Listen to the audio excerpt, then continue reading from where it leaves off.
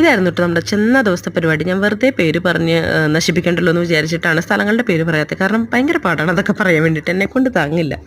Okay, അപ്പോൾ ഇതൊരു church area ആയിരുന്നു. അങ്ങനെ ചർച്ചിൽ കയറി പ്രാർത്ഥിച്ചു. പിന്നെ ഇവിടെ നമ്മൾ കുറേ ഫോട്ടോസൊക്കെ എടുത്തു. ഇവിടെ നിന്ന് താഴത്തേക്ക് നല്ലൊരു വ്യൂ ആയിരുന്നു കേട്ടോ. അത്യാവശ്യം വെയിലൊക്കെ ഉണ്ട്.